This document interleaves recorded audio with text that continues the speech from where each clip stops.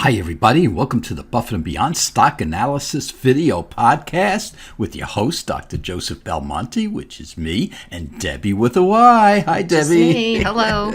And all these methodologies are based on the book Buffett and Beyond, second edition by Dr. Joseph Belmonte and published by Wiley Publishing. And remember folks, if you want to live on the beach like Jimmy Buffett, you've got to learn how to invest like Warren Buffett.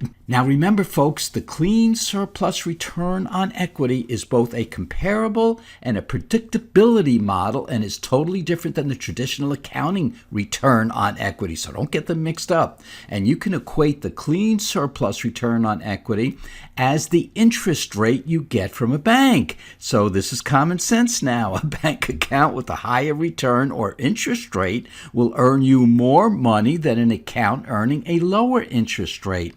So it just follows that portfolios made up of stocks with high clean surplus ROEs or return on equity will outperform other portfolios made up of stocks with lower return on equity or interest rate. So think of your bank account when we talk about these stocks. The good. Stocks that should be in our portfolio. The bad. Stocks that should be in somebody else's portfolio. And the ugly. Oh, stocks that should be in nobody's portfolio. Okay, let's get on with some stocks. You'll see exactly how this method works and how we here at Buffett and Beyond set the investing parameters so that you, all of you, can outperform most of the professional money managers out there in investment land. And this week we're going over a stock in the computer software industry, and we're going over our old friend INTUIT. And folks, let's not wait any longer and get right into it. Okay, Debbie, let's see what this company is all about. Alrighty. INTUIT Incorporated provides business and financial management solutions for small businesses, consumers, and accounting professionals. Products include QuickBooks, TurboTax, and Mint. Pro Series and Lacert are tax prep offerings for professional accountants, and products are sold in the U.S., Canada, India, the UK, Singapore, Australia, and as well as others. Why didn't I just say every place? Everywhere. And the sales mix is small business and self-employed is 50%, consumer 42%, strategic partner 8%, and they employ about 8,900 people. And the first thing we want to look at, of course, is the clean surplus return on equity. And remember that this return on equity is totally different than the traditional accounting return on equity, as the clean surplus return on equity gives us a smoothing out of the ROE and also allows it to be comparable among other stocks. So we look at this, and you know that to be in our growth portfolio, we want to see a clean surplus return on equity of 20% or greater. But look where this stock has been for the past 3 years, including the projections for 2020, is around 19%. So we're starting to look at this stock closely once again. And if we come down here to net income, and this is what I look at in a lot of stocks now, considering that our economic expansion has lasted so long and everybody's talking about recession, is that I like to look at stocks that are recession resistant. And the last time we had a serious recession was in 2008, 2009. And as we look at the net income during that period of time, look at 2007, 2008, 2009, that net income did not go down. In fact, actually went up. So during that very, very nasty recession, this stock handled it very, very well and continued like there was no recession at all. So that's one thing we like about this particular stock. But the question is, did it grow after the recession? Did it grow more than the S&P 500? And we're going to see that in a minute. So we come up here, we look at the clean surplus return on equity. It's close to that 20%. We look at net income growth, the 5-year average is 24.5%, revenue growth of 13.7%, and that'll mean more when we compare it to the market averages in the next slide. And it has almost no debt. Almost no debt. I know, let me repeat that. But we like to see companies with no debt, and maybe that is why they were not hurt during the recession of 2008, 2009, is because they didn't have any debt that they had to pay higher interest rates on. So let's look at how this stock compares with the market averages. And the market average 2020 ROE is around 13.5%, and that's the average stock in both the S&P 500 and the Dow 30.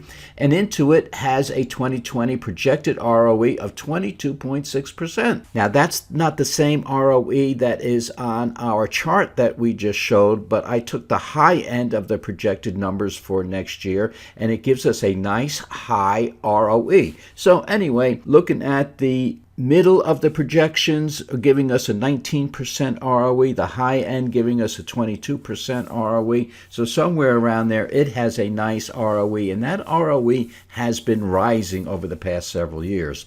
Now, the net income growth of 5 years, now this is the 5-year average, is almost twice that of the market average, and the 5-year revenue growth, which is very important to us, is more than double the market averages. So in other words, this company is not only growing, but it's growing at an increasing rate, which is very, very nice, and that's very, very important. Market loves that. And the 5-year revenue growth is more than twice as much as the average stock. And the one thing that bothers us a little bit is that the retention rate is 71%. That means out of all the money they're making, they are putting 71% of what they are making back into the company in order to grow. We'd like to see that number at 100% for a growth company. However, when you think about the company not being so cyclical, or it wasn't cyclical during the last recession, then that is probably because the company is a mature company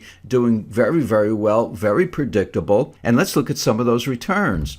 And in the past 1 year, with the market up about 4%, we can see this stock is up 20%. So it is more than 4 times the market returns. And then when we look at 5 years with the market up about 45%, this stock is up about 215%. So folks, this is a very, very nice growth company, very consistent in what it's doing, and the earnings are growing at a slightly increasing rate. So they're not only growing at a consistent rate, they're increasing that rate of growth as they go along, which the market loves. And again, looking at return on equity, we can see it is almost at our 20% threshold.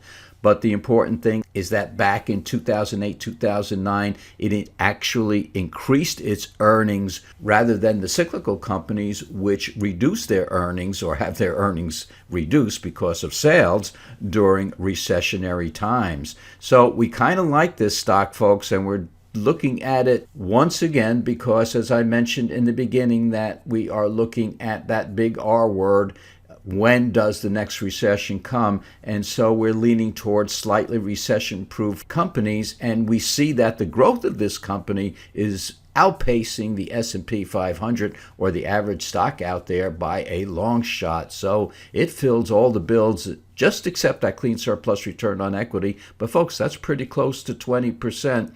And when you look at the highest projections for next year, it is over 20%.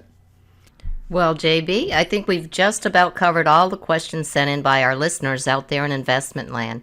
And remember, folks, we're here to answer your questions not only about individual stocks, but also about the stock market in general. So keep those questions coming, and who knows, we may even answer a question or two you didn't even know you had.